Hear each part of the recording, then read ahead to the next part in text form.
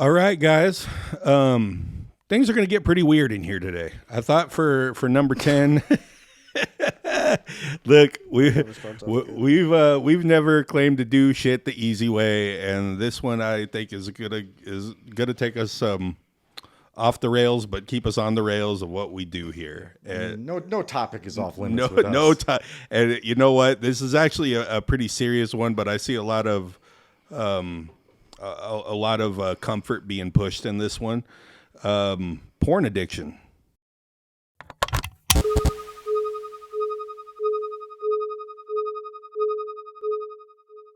All right, introduction. So we made it to episode number 10. Folks, thank you so much. Welcome back to another lovely episode of Two Addicts and a Moron. Starring your boy in the middle, Joey the Moron. What's my name? Your name is Jay Klein. Oh, okay. Oh, thank God. I got it. I told you I got it. I told you. I was forgetting my own name. Look, man, I forget shit, okay? I don't have all the stuff of addiction and everything. I'm still a normie. I drink a little bit still, so obviously I'm a little cloudy-headed. I'm sorry about that, Jay Klein. It's okay, I'm sorry. I forgive you. Thank you, buddy. Thanks for making an amends. I'm making amends right here. I'm Jay Klein. Hey. Mike Stewboy, Addict Meth GHB. All right. Well, thank you guys for watching again. I cannot believe how quickly this thing is taking off and running. Every time I think we're having one of these now, I'm just getting more and more blown away by like what the responses are and how many people are actually watching our dumbasses up here fucking do this. And I had no idea that it was going to be this way, this fast. I knew it was going to be something. I just thought it was going to take a little while longer than what it has. Yeah. And thank God for this guy over here, because this dude, from the minute he built these walls, never had a motherfucking doubt. And I want to tell this story. We had my little brother Josh come in and give us a couple pointers couple weeks ago with one of the episodes. Thank you, Josh. Yeah, thank you. Shout out JD. Shout out.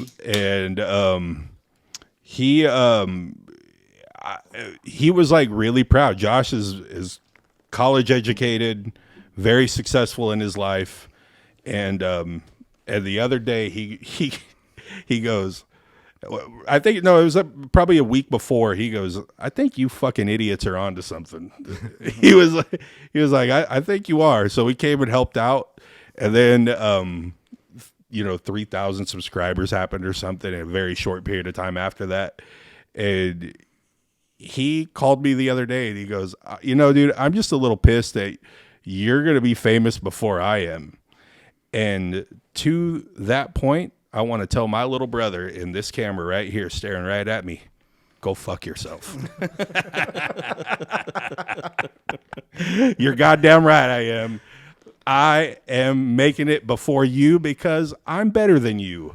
Ha ha. We were at a hockey game last night, and me and Kaylin were walking, and someone stopped me. They seen my shirt. Yeah. They said, hey, we watch your podcast. She said, I've got a friend that needs your help. And I gave her one of my cards.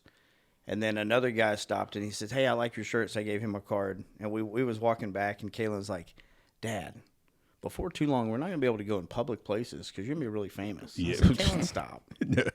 No, we're a ways off from that. Ways off. I don't know if we're really onto something in the literal, in that sense. Yeah. Because what we do, what we say, what we speak about, how we share it, is 100% honest. Yeah. It's 100% real. Yeah. We don't come from a place of we have all the answers or we have reached the pinnacle of sobriety or recovery or we are gurus or none of it. We are a podcast for the people. Yeah. By the people, like. Yeah, as cliche as it is, it really is. We're just three dudes podcast. that have, we're here for the community and people who have lived it and people who have watched it. And that's what we're here to do. So sorry for going off on that tangent a little bit of telling my little brother to go fuck himself. We have a tradition here that we get this thing started out with. I do not want to forget that. That is something that's very important. Never forget. Let us bow our heads, close our eyes, allow us to get present, allow us to get centered, both here in this room and the listeners wherever they're at. Let us think about the addict that's still out there suffering, the friends, the family members that are out there struggling and suffering with them, maybe someone in recovery and sobriety that's struggling right now, and the addict that unfortunately could not make it back and is not here with us. Moment of silence.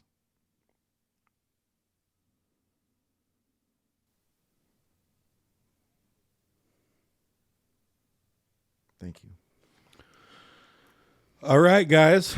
Things are going to get pretty weird in here today. I thought for number 10, look, we've never claimed to do shit the easy way, and this one I think is gonna take us off the rails, but keep us on the rails of what we do here. And no topic is off limits. With us. And you know what? This is actually a pretty serious one, but I see a lot of comfort being pushed in this one. Porn addiction.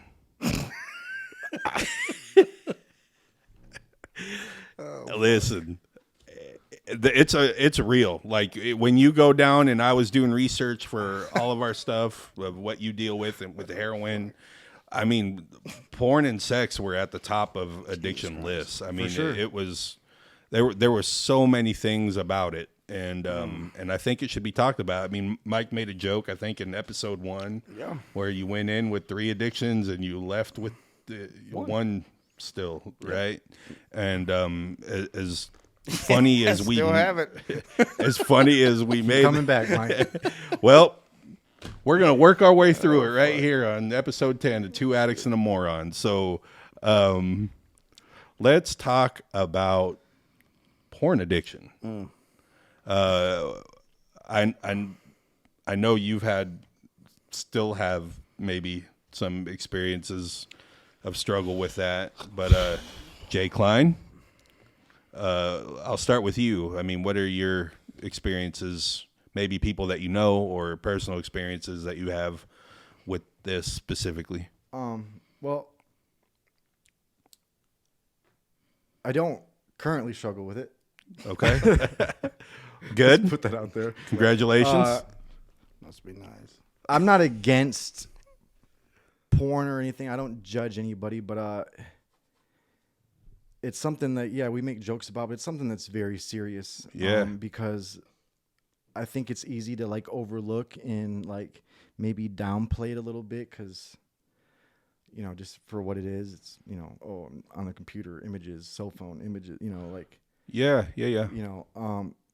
But with any addiction, too much of it causes problems. We'll take over. Yeah.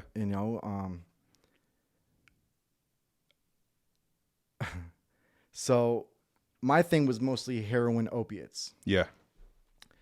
Now, for those that have ever done heroin or opiates, it's not really the most sexual orientated drug there is. I mean, when I was on heroin and opiates, I could care less about sex or porn. Right. I really, you got dope. That's all I need. Right.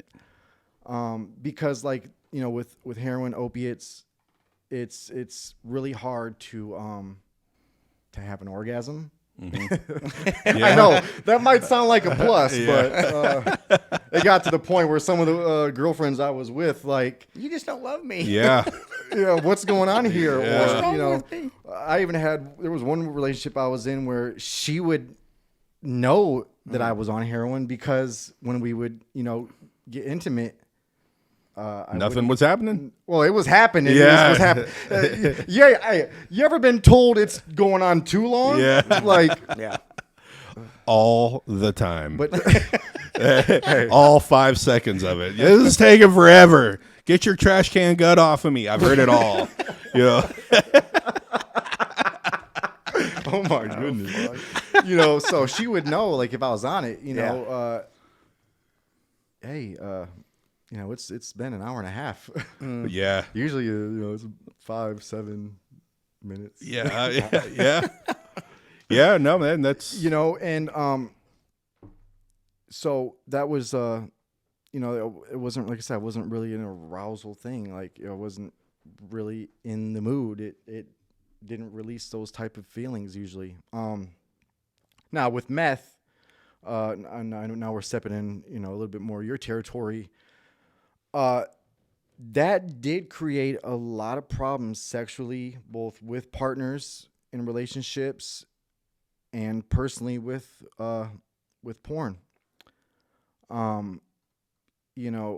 It got me into some far out places. Not like, like harmful, but like, or, destructive or anything maybe, maybe personally destructive, never with anyone else. But like, there would be a point where it's like, meth is a stimulant. Mm-hmm. So I'm over amplified, and and it happens to, go with sex generally. Mm-hmm. And there'd be times where, I would be watching porn, and it got to the point where I'd prefer that over a woman. Yeah. Because I didn't want to sleep around. I was scared of, whatever, maybe catching a disease or, and then after a while it was just like, it almost became ritualistic. So if I wasn't in a relationship, I was watching porn, and I wasn't just watching porn for 20 minutes. It got to the point where it might be 8 a.m. in the morning, and next thing you know, 12 hours have elapsed, and I'm looking out the blinds, and it's dark out now, and I got 58 tabs open. I'm not kidding. I got 58 fucking tabs open of every kind of video you could imagine, except for, not that I'm against it, but there was no there was no other same stuff. But I explored every other avenue. Believe that. Yeah. And it's like I couldn't. It's very sick, dude. It's very sick. Let's just be real. It's very sick, because I'd be there for 10 hours, and I'm just it's like I couldn't settle on a video, and I couldn't settle. I don't mean to laugh. This is just it's like I'm listening to myself talk right now. And it got to the point where, like, guys, I know we're getting real in depth, and we might have to put a disclaimer on this. I'm in my bed with legs spread, right?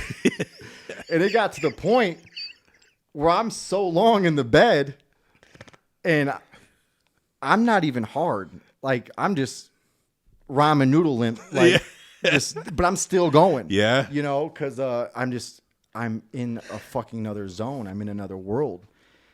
And I would get out of bed, and like, my fucking legs are like paralyzed.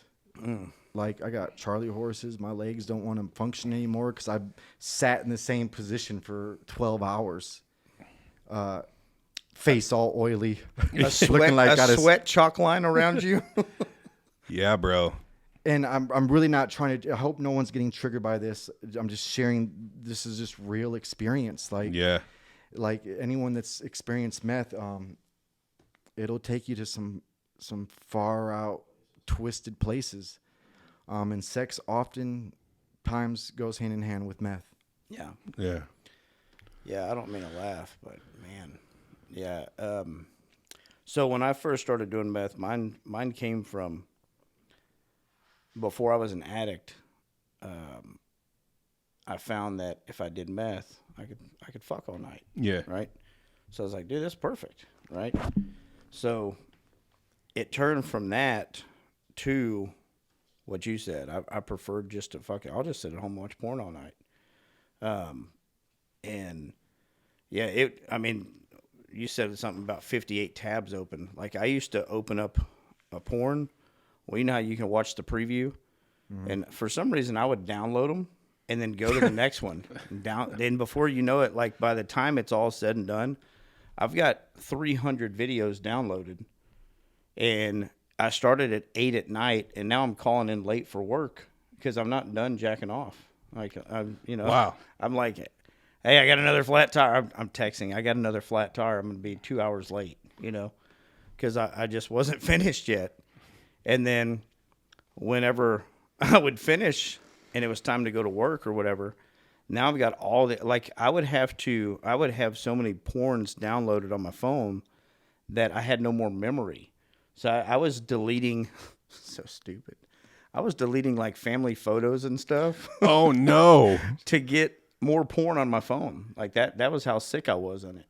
Yeah, and then at the end of it, I would start feeling guilty because, well, now I'm 2 hours late for work, but more importantly, I'm going to have my daughter later, and I've got this phone that has 300 porn videos downloaded on it.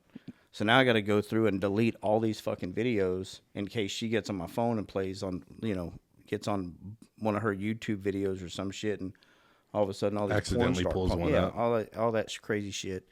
So now I'm feeling guilty deleting all these porns and stuff.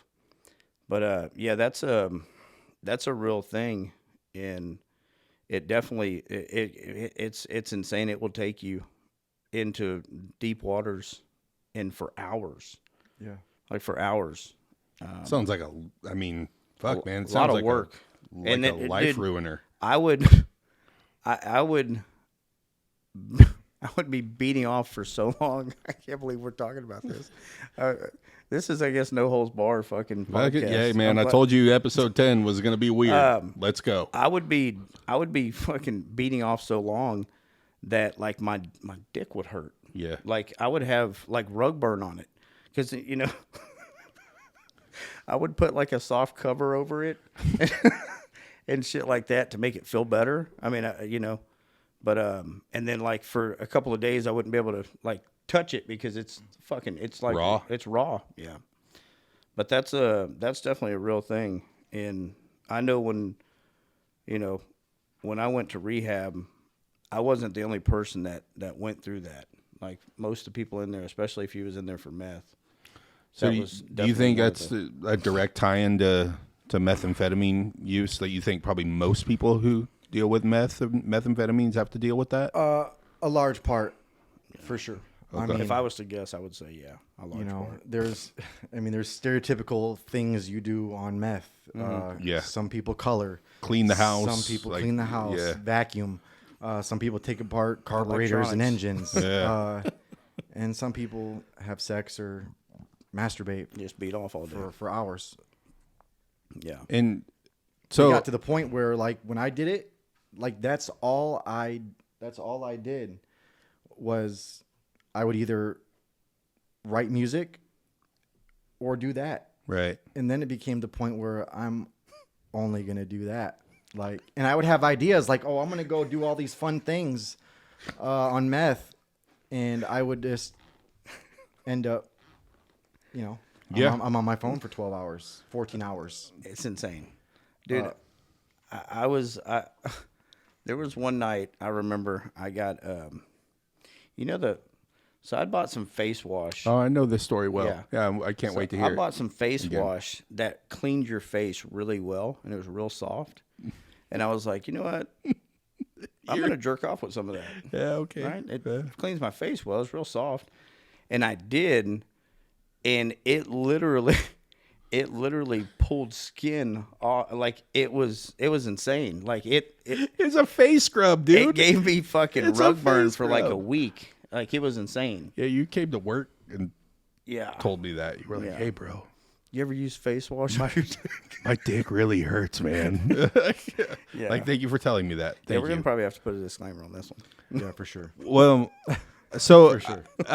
Getting directly back to I mean, it's there's a tie in there with meth, but do you think the internet, like coming around, because when I was a kid, I'm 44. We watch VCR tapes. Yeah, it's like DVDs. you had to find the friend whose parents like had the stack of nudie mags, and then you and your boys, like it was something that had to be worked at real hard, and there was a lot of like shame involved with like finding it, and now it's just like accessible anytime you really want it. Well, there's a reason a lot of these sex stores are open 24 hours a day. Yeah, I mean, well, that's nowadays. what I mean. There was a level of shame that went to like renting porn, right? Like you had to go to the unmarked building in the middle of the woods that just had like, fucking whatever on it. And you walk in, you're like, yeah, I want big dicks and feet. And they're like, okay, it's over there, aisle 14. That you got to do the walk of shame Get to over the there, big dick and weirdo. feet Yeah. fucking thing. And then you got to come back and be like, here's my thing. I'd also take up the blow up doll back there. Now you can get that shit on Amazon. It's like there's no, I guess like the shame and being able to just like have that. Well, so the internet is like a real gift and a curse. Yeah. Yeah. It's the most powerful tool we have, and it's also the most destructive thing we have in the world. For sure. Because like you said, everything you want is at the click of a Touch of is your at the fingers. touch of your fingers. Mm-hmm. And it's inside of your home or wherever you're at. Like no one has to know about it. Mm-hmm. Like you can say whatever you want online. You can hide behind a screen name or a profile. Mm-hmm. You can, order this or order that. You can view this or view that with Yeah. you know. Without shame now. Without like shame, it yeah, just, taking the shame away from it. you, And it's got to the point where it's like, if you've been on porn sites recently, the addiction has coincided with the makings of the film. Mm-hmm. You can tell by some of the scenarios and titles of the videos now are getting more and more graphic. The role play, I'm not going to get into detail about it, but the setting and the scenes and what the situation is getting more Like and more. some writers were probably drug addicts or in addiction. I'm not even just saying that. I'm just saying you need more, Right. more intense, more stimulation. So how do you get more? You got to turn it up a notch. Start getting, taboo is no longer taboo anymore. yeah. There's no such thing as taboo. Yeah. When it comes to that, You're covering, like some of this is. Yes, I viewed it, but like, yeah, it's like I watched it, but then I was like, wow, that's it's like, bad. oh my God, like, You almost- even though it's not real, like some of the videos and what they're about are just like, are you serious? This is where we're at right now? Yeah, man. It's like, so I got teenage sons, right? Like I talk to them pretty plainly, but I'm like, look, if you're watching that shit, that is not real sex at all. Like, don't fucking try. You know what I mean? And that's like, the problem with porn is because it's you're manufacturing an artificial image of what is supposed to be an intimate thing, intimate thing, an intimate act between you and another woman or you and whoever else. yeah, another dude, whatever. Dude, yeah, whoever you love, baby. And it's now just like with anything that's it's been artificially made, and it's producing. And do you think that's what probably takes you away from the experience with an actual person? Absolutely, for sure. Yeah, like Absolutely. because there's no way that's going to live up to it. Not just that, it's like now you're right, and you're basing what you're seeing on this is what is supposed to be happening in real life. Right. And also like there's, it got to the point where when I'm on meth and, I'm not in a relationship, so I'm on the websites for hours. Then I would, maybe get back into a relationship with this relationship that I was in that was on and off. And I would get back in. And so when it's time to, have sex with that person, I couldn't. I couldn't, because like I'm now conditioned to The other thing. Get the hard other by thing. watching Like porn. there's the whole brain chemistry has been changed, and you become accustomed and used to that. And once you've reached these heights, like a regular in live woman no longer suffices. Yeah. I used to go through that. whenever I would have someone coming over, like a female. Mm-hmm. So something in the meth community, my community of the people that I used to hang out with, time is there's nobody's ever on time. Right. You're always late for everything. So I would have a chick coming over, and she'd be like, "Hey, I'll be there at 10 or whatever. Well, it's 8 o'clock. I'm gonna start watching porn now, right before you get here." And I knew that if she's gonna end up being late, and I end up coming before she gets here, I'm not even gonna answer her call by the time she gets here, because what's the point, right? Right. So, and that would happen all the time. Like, I would have people show up at my house or at my apartment and be like, "Hey, I'm here, and I've already nutted. I'm not even gonna answer the door for you now. Like, you took too long. Like, you, I mean, it's 10:05. That's a hell of a way to go somebody Or there. if I'm in the act, please do not call. I don't. Yeah, Do not not interrupt me disturb. right now. If you're not, don't knock, don't call, don't text. do not because I'm not disturb. responding. Yeah, I'll holler at you in about 14 hours. Jesus, dude. For real. Yeah, Yeah. that's a real thing. I don't have to kiss you goodnight. I don't have to do none of that. Yeah, and it's just that, and it's almost like I said, ritualistic. Yeah. I'm gonna get high and I'm gonna watch porn. So, again, moron in the middle, right? Like, when you guys went to rehab, and did you ever have people with porn and sex addictions? And I'm curious to know what you guys would know about the what detox. Like, would there be like sort of a detox sort of? I know that might be a stupid question, but Well, honestly, I can't answer that because I never sought treatment for that. 'Cause, Yeah. I mean, I'm not addicted to sex or porn. I don't even know if it's hard for me to say even if I was during that time. I mean, probably if I can't stop and I'm not answering the door, but 58 tabs open. but I feel like that was also a symptom that just came with the drug use, the meth life, the meth world. Mm-hmm. So I can't really speak on that. I do know that there is treatment specifically just for that. There's dual diagnosis treatment centers that can combat and tackle both the addictive nature of the drug and, whether it be sex, porn, technology, food. They have meetings for everything now. They do. Yeah. They So do. any kind of addiction that you have out there, just for our viewers, Yeah. there's a meeting for anything that you have an addiction for. And I there's mean, help if out it's a there food for addiction, yeah, there's anything. help for everything. I didn't realize, like when I got in this community, I thought there was, meetings for alcohol and there was meeting for drugs. I didn't know there was meetings for sex. I didn't know there was meetings for porn. I didn't know there was gambling meetings. yeah, I can't say the names of them because I don't think that we can say them, but there's meetings for everything out there, and they're very easy to find if you want to fix it. Well, it made me giggle.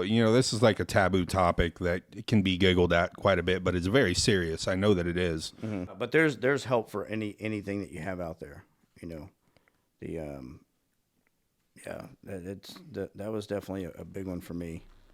It wasn't so much the sex addiction; it just turned into a porn addiction. At first, when I first used, it was like, this makes me have sex way better. Yeah. Right? And why would you ever have sex ever again without it? Right.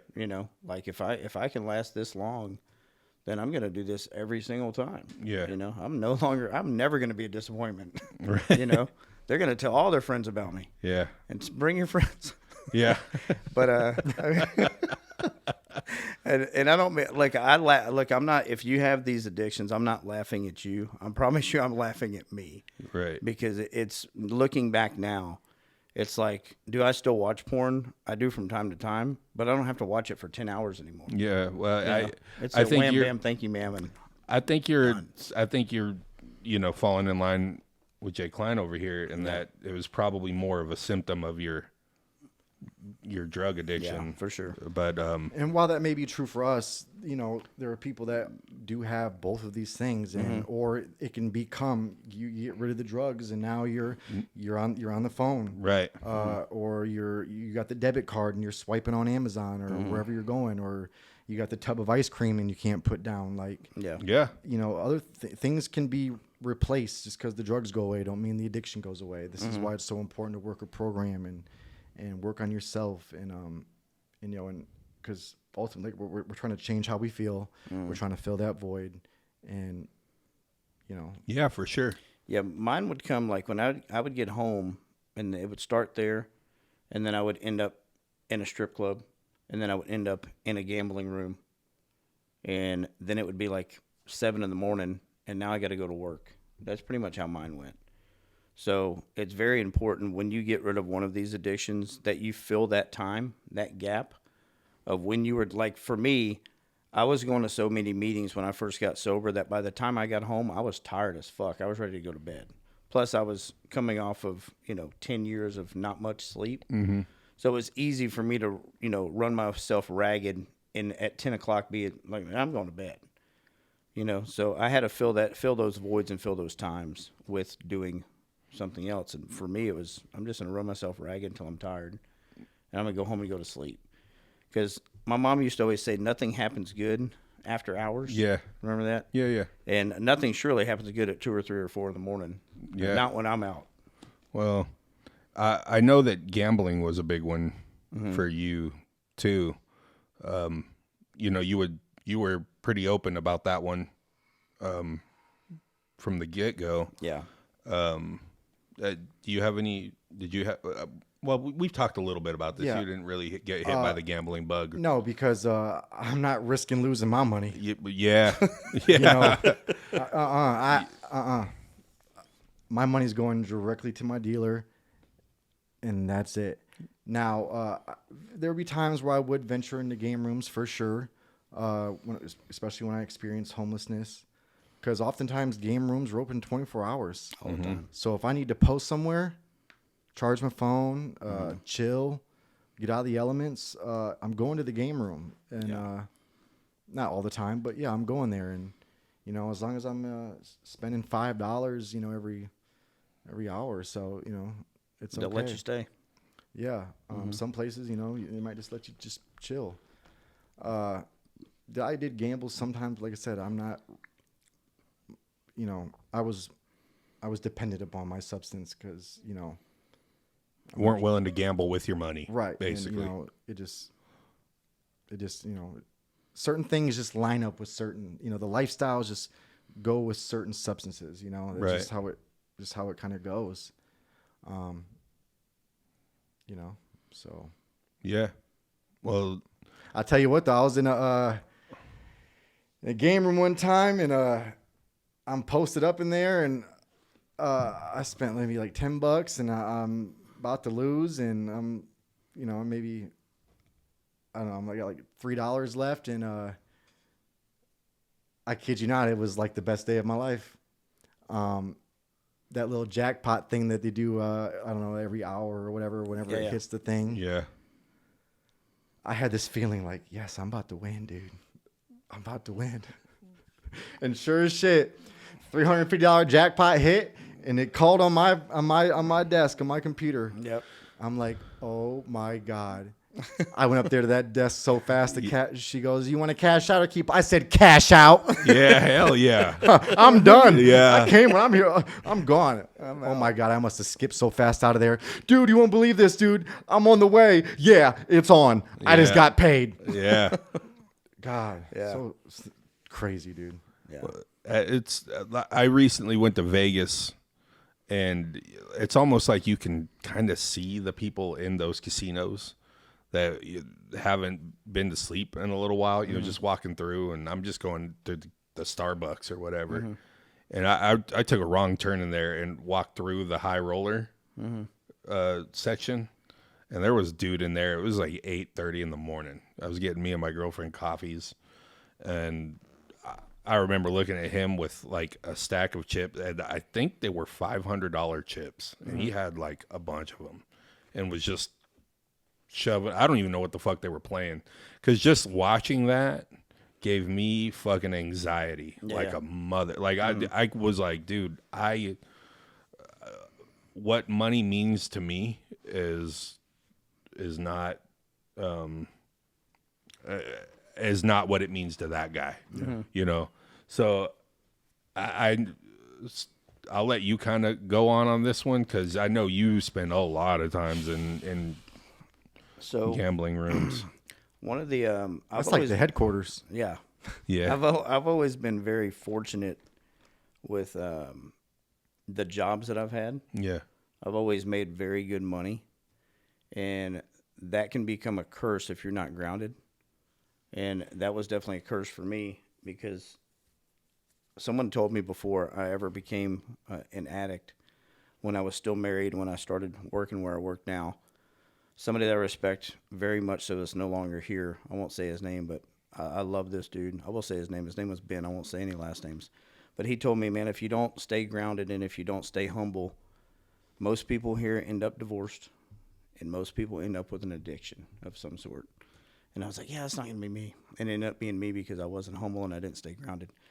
But to speak on that, yes, I spent the last 4 years of my addiction, I probably went through $300,000 or $400,000.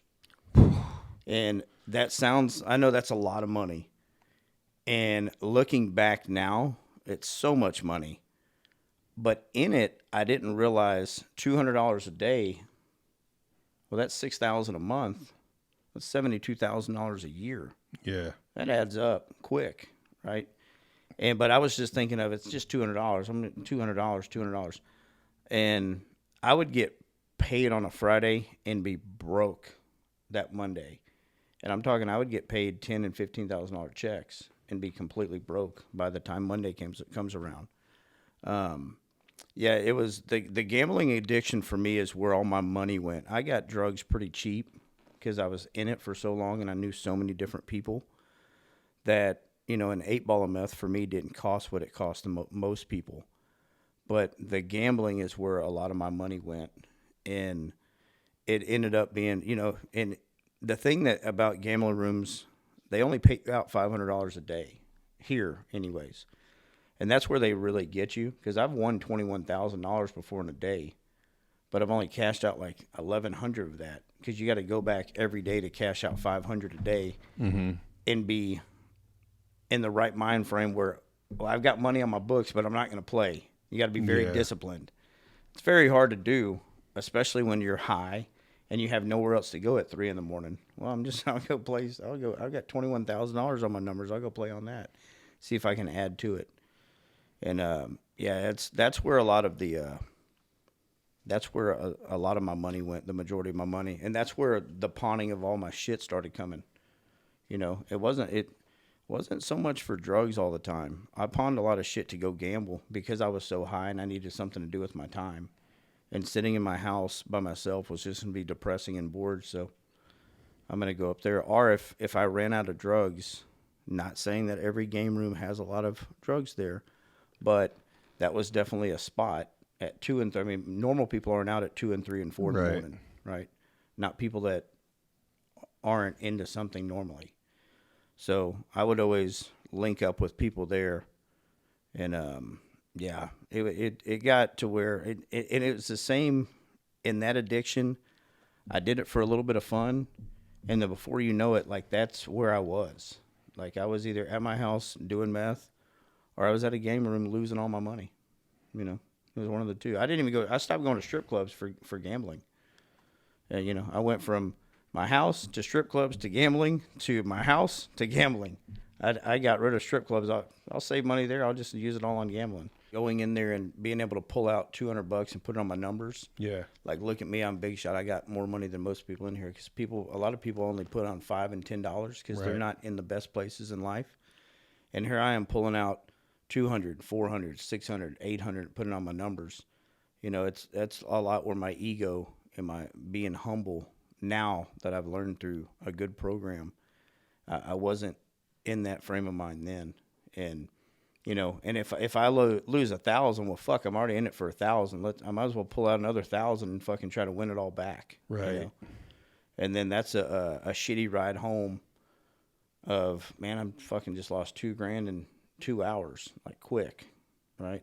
No matter how much I win, I can only cash back out 500. Yeah. Right? Like even if I win $8,000, I can only cash out 500 today. But I'm already in the hole for 1,000. Let me pull out another 1,000 and go at it to win back 500. Like it's insane now that I think about it now. Like I'll tell you this: when I got out of rehab, I went to a gambling place. Like probably like 4 weeks out of rehab, I was like, let me go see if I can win. And I did win, and that's the last time I've ever been. I won like $130 and I cashed out. And the lady behind she knew me well. She was like, man, you're only cashing out $130. You normally won't cash out unless it's 500. I was like, yeah, this just this isn't my life anymore, is what I told her. I said, it didn't feel the same. I didn't feel like it was my element anymore. I didn't feel like I belonged anymore. And that was I'm glad that I felt that way. That's awesome. I still know people there and I still love them. But yeah, it just wasn't my shit anymore, All right. Well, that was, that went by really fast. Yeah. Loaded topic. Loaded ass topic there. And since JV back there was giving us the old finger do, we're gonna stay true to. You smell them afterwards. Attaboy. Yeah, we're teaching you right. We're teaching you right. We're teaching you right over here with two addicts and a moron. All right. So we're gonna stay with our tradition that we started doing last week, where we're gonna honor the memory of specific people. And I've got one, and I know I've got one, and I've got one as well. Okay, so we got 3 today. That's awesome. I just want to say also, we got to discuss these tough topics. Yeah, we're not running from them. Like I wasn't running from them. We got to discuss them in every way. We bring light to them. Yeah. We open up a discussion. Just like that's where everything kind of starts, right? And I feel like share your guys' experience in the comments, or please share them. Like this, the only way to really heal and grow is just to reach out, get vulnerable, share your experience. Yeah. I think that's what makes this podcast catching the way that it is because we're so vulnerable, and because like it's embarrassing to talk about some of this shit. Yeah. I didn't want to talk about none of this. Yeah. Not at all. Yeah. I know more about y'all right now than I fucking wanted to. I know that. 5,000 subscribers that now know that you had 58 tabs open of who knows what. We should have waited to do this one when we had 50,000 subscribers. That would have been awesome. They can go back and watch it. But the good thing is... We might have to revisit this as well. Yeah. Hopefully, our stories, I know if I was on the other end watching and I was watching a podcast like this, I would be like, holy shit. Like, they do that too. Yeah. Like, I'm not by myself. Right. Like, because I know in my addiction, I promise you, I thought I was the only person that watched porn for 10 hours. No. Or that downloaded 300 porn movies. Like, no. I tell people that, and they're like, why the fuck did you download them? I don't know. Yeah. I was just going to delete them right off the rip once I was done. I don't know. So I could go back to them. For what? You can just go back and watch them. I don't know. Yeah. But back then it made so much sense. Even though I knew I was going to delete these before my daughter got to my phone the next day. Yeah. Like it doesn't make sense now. Well, but hopefully our vulnerability helps you understand that you're not alone. Right. And that we've done it too, and not to feel so out of place or so ashamed anymore. Yeah. Because I don't feel ashamed of it anymore. It's embarrassing sometimes, but it's not it's something that needs to be said. Yeah. And I'm so glad that us three are willing to. I mean, when you bring some of these topics, we don't know what he's going to bring. Yeah. Just so y'all know, this is not scripted. He brings these topics, and I'm like, that's why I laughed today. I was like, fuck, here we go. Like, this one's I just hit you guys. I was a porn addiction. Like I felt like I said it louder, like than any other topic, and it just kind of made us giggle. But anyway, we got to wind this thing down. So let's do our. You want me to go? Yeah. Okay. Go ahead and take it. Go ahead. So this one's going to be special for me. They're all going to be special because at the end of the day, anybody we lose in this, even if we didn't know you, we're still brothers and sisters in God's eyes. But my sister-in-law, Teresa Grassi, her nickname was T-Bone, Teresa T-Bone Grassi. She was 41 years old, Spring, Texas. We lost her years ago. And man, you talk about one of the best people that you could ever find. And someone that was a good mom, a good friend, a good everything, would have given you the shirt off of her back. I know that's cliche, but this person really fucking would have.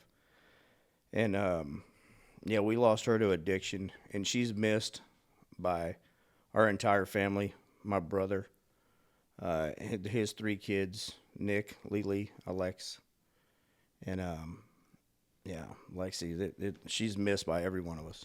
You know, Teresa, T-Bone, Grassy. We miss you. We love you. Jake Lyon. Sorry. No, you're all right, man. Yes, this one comes by way of a friend of mine in the program. Friend of mine also, just period. Reed F. wanted to remember Molly Myers, age 32, out of North New Jersey. An amazing artist, one of the most loyal people you could ever meet, and a kind, beautiful, loving soul. Molly Myers. Gone but never forgotten. Always remembered. And mine comes from a buddy at work, Al. Mm-hmm. We love Al. He's a great supporter of this podcast. He was one of the earliest supporters of this podcast, man. Surprising, too.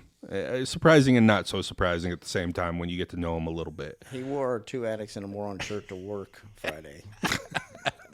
It was great, dude. It was so funny. I'm impressed by this guy, his stories, how open he is. But he lost a brother, David L. And he lost him when David was 35 years old. And he just said he was a great friend, a great brother, and he loved to fish. And that's how he wants him to be remembered, not for the other thing. And I'm happy to do that for him on this. So, gone but not forgotten, David L. All right. Well, that puts another one in the books, and Diaz? Is it Diaz? Is that 10 in Spanish?